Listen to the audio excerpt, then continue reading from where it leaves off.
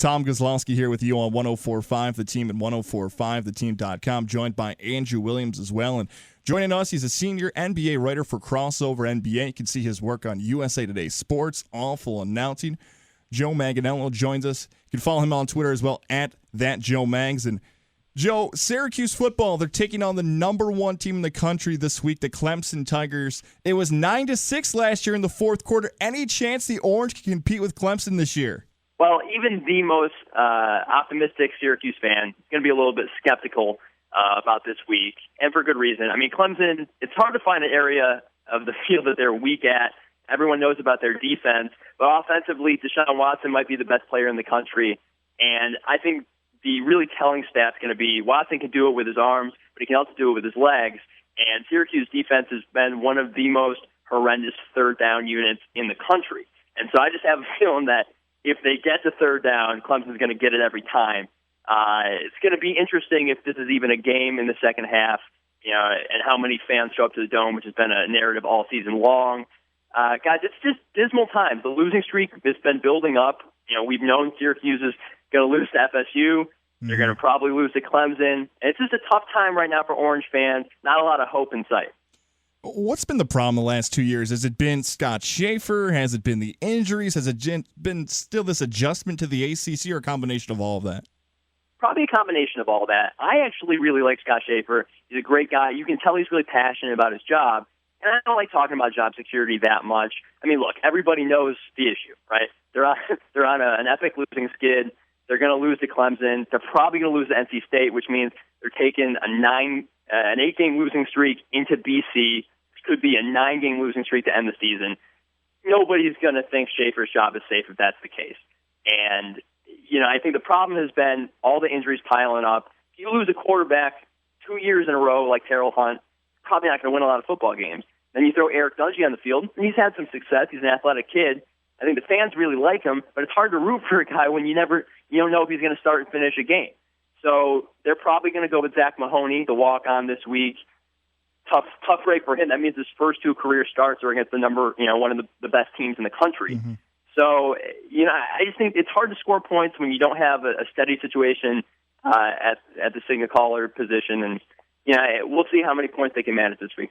All right, Joe, let's get to the bread and butter of Syracuse, the good stuff. The Syracuse basketball, 2 weeks from the Battle of Atlantis. How good can this team be this year?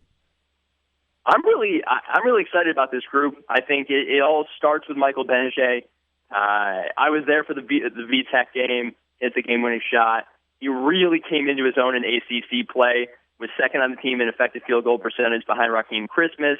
He's averaging 15 points a game, 42% from three, which I think is really important for him. He's not a natural point guard, but he's so tall, and especially in the zone, that really unlocks a lot of things defensively. So I think if he's a standout player in the ACC in his final year, that's going to go a long way for them. It also frees up Trevor Cooney to not have to carry the load offensively.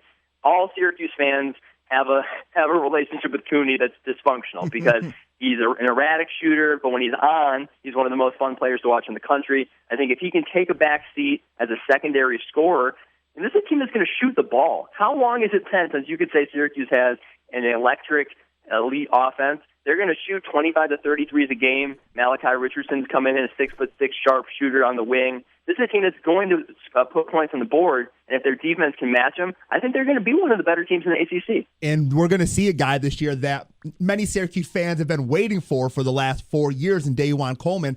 If him being healthy this year, can this team be a real competitor in the ACC? Absolutely. Coleman, when he came to Syracuse, it was on the back of all the hype from Roy Williams recruiting him for UNC. And he stayed home. He picked Syracuse. Obviously went to JD in Syracuse. And the injuries and just the conditioning, it hasn't clicked for him, but this is a chance to redeem all that. He's an atypical five-man for Syracuse. Obviously, we're used to all the long 6'10", 6'11", stretchy centers who can hold down the zone. He's 250, 260, 6'9", kind of an Onuaku-type defensive player. But obviously the thing with Onuaku that made him one of our favorite big men in recent memory for Syracuse was an elite field goal percentage, a great interior scorer. If Dajuan Coleman can replicate that, I think that's huge. The flip side of that, guys, if Coleman isn't on the court, if he runs into an injury problem at some point, they don't have a ton of depth down low. You're going to see a guy like Tyler Lydon, a freshman, a forward 6'8". He's going to have to play some minutes on the inside. And, he's not a natural big, but they don't have a ton of depth there. So they need Coleman to give this team 30 good minutes every night. You can see his work on at Crossover NBA, at USA Today Sports, Awful Announcing. Also follow him on Twitter at that Joe Mags. Joe Manganiello joins us on the phone lines. And Joe, do you believe still Caleb Joseph is going to be the key to this team's success? I think Caleb Joseph is very important because, like we were talking about, Benajay isn't a traditional point guard. He's definitely a guy who can move the ball. And this team was a pretty good assist team last year, one of the top assist percentages in the country. But Caleb Joseph, I think, has gotten a raw deal. Right? We compare him to Tyler Ennis, who had a spectacular freshman season. You also compare him to Brandon Trish, a player who ended up starting 1 million games in a row for Cuse and had a memorable freshman season. But, hey, he wasn't without his flaws. And I think the problem was Caleb Joseph was on one of the most complicated Syracuse teams we can remember post-title. So Joseph's going to, I think, transition to a much more natural role coming off the bench. He's not a great shooter, but he hit 3 threes against Florida Southern the other day. I think he's a guy who will come off the bench, can be a spark. You'll have lineups where he comes in at the point, maybe to give Cooney a blow, and Benajay moves up to the wing, and those guys can play off each other. I think Joseph's going to take a step forward as a sophomore. I think he has a bright career with Syracuse. Tom Kozlowski here on 104.5 The Team, 104.5theteam.com. Andrew Williams joining us joining us on the phone lines at that Joe Mags, Joe Manganiello. Joe, the New York Knicks right now are 4-4, and if you listen to some people talk about them, you would think they're 8-0. They're playing well, but the biggest star right now is not Carmelo Anthony. It's the rookie Kristaps Porzingis, which got crushed on draft night. Boos came from everywhere, and now he's a fan favorite. How good do you think this kid can be? I think this is fantastic. I wrote a piece for Crossover Chronicles about how Phil Jackson was tying his legacy to Kristaps Porzingis on the night of the draft. And I thought it was peculiar, but that vow of confidence meant a lot to me. Yeah, he's obviously a guy with a ton of potential. You can see it just in his measurables. And if you watch any tape of him overseas, you can see it. Now we're seeing him play out in the field, around the court. This is a guy who is athletic. A lot of people thought his lateral quickness was going to keep him from playing the power forward spot, but I think he can be a true power forward in the NBA. We all know about his sharp shooting ability, and at 7'2", he's a matchup nightmare. I think the cruel irony is he and Carmelo were catching each other at the wrong times. Could you imagine building a starting lineup around those two forwards if they were, both young at the same time? And, there's probably another conversation that we could have, Tom, about Carmelo's future in New York because I don't know if this team has a championship window during Carmelo's prime. But what I can tell you is watching these guys together, you throw Jerry and Grant, Langston Galloway into the mix. Robin Lopez now brings a veteran presence to the big man spot. They are fun to watch again. And that, I think, intrinsically is what New York fans have been missing. A team that we could root for, a team that we could get behind. And if they're playing well, hey, everyone knows the East is the weaker conference. This is a team that can compete for a low playoff spot this year.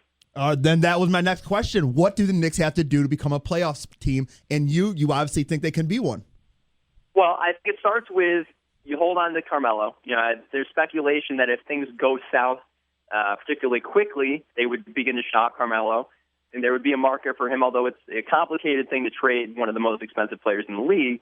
But if they're winning ball games, if they're in the playoff picture, then you become a buyer at the deadline. They're going to need to add somebody.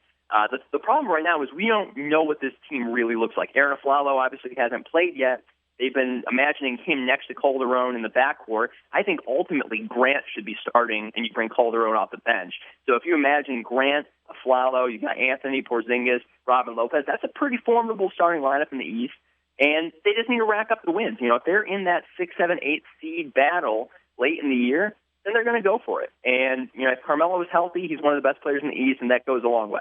Make sure to follow him on Twitter at @ThatJoeMags. You can see his work on USA Today Sports, Awful Announcing, Crossover NBA. Joe Manganiello. Joe, thank you so much for the time today. We'll stay in touch, and we'll take care, and we'll talk again in the near future.